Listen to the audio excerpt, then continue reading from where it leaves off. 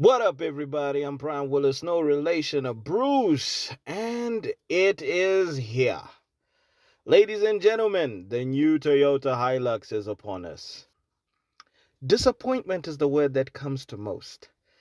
As for me, well, knowing Toyota the way that I do, I didn't get my hopes up, so I wasn't that disappointed. Now, before I get into too much detail on the design, I'd like to say congrats to the Australian team for being given the responsibility of designing the truck. I saw quite a few Australian reviewers saying it looks awesome. I get it. I get it, guys. Y'all can't dog on yourselves, so the white lies are understandable. I bumped into a curious tidbit about the design, though. They said they designed it to look like a sumo wrestler. Hmm, I don't see it. No, no matter how much I squint my eyes, I just don't see it. In fact, I don't get it. Yes, I get the link with the Japanese, but this was Australia's time to shine. Why not make it look like a kangaroo? Or one of the million species of spiders y'all have down under there? Okay, look, let me not give them too much of a hard time. They did an okay job if you look at what they were forced to work with.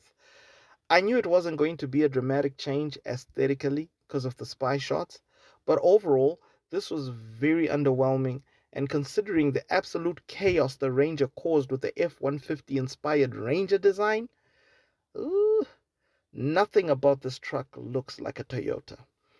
It looks like everything else but Toyota. I mean, take your pick.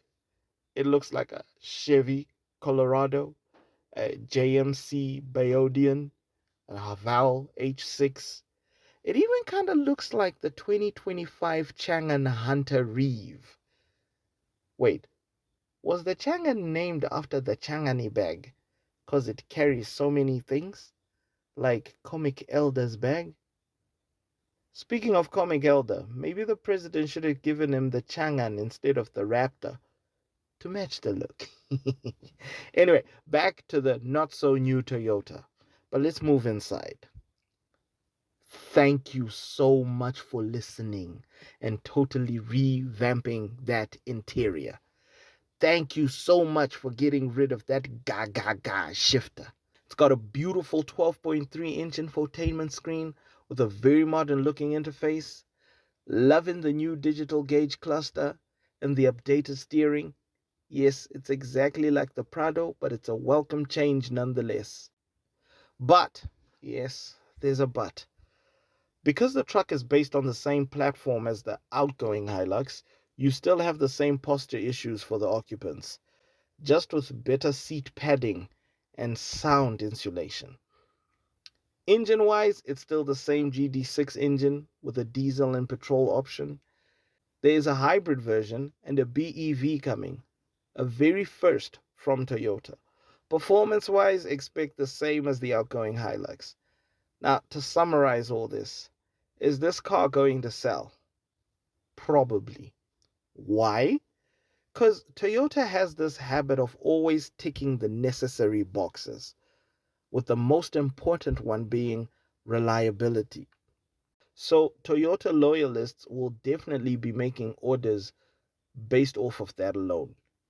But the Ford Ranger could very well possibly ruffle up the sales feathers even more this time around. I mean, it has already overtaken the Hilux as the best selling ute in Australia. It's actually the best selling vehicle in Australia. At some point, I don't know currently. I don't see this Toyota design winning back that title. I mean, just look at these sales figures from the car expert in Australia. So is the truck bad? Not by a long shot. But because the design was so underwhelming and we are getting the same Hilux with new makeup, it makes it feel like a disappointment. Maybe it'll grow on people. Maybe they will throw in a curveball engine option. Oh, which reminds me, there will be no GR Sport with this one. Yikes. Yeah, it will sell. But yeah, things ain't looking good right now, Toyota. Pull up or be the next Nokia story. What do you think about the Hilux? Be honest. And which car would you like for me to review next? I'm Brian Willis, no relation to Bruce.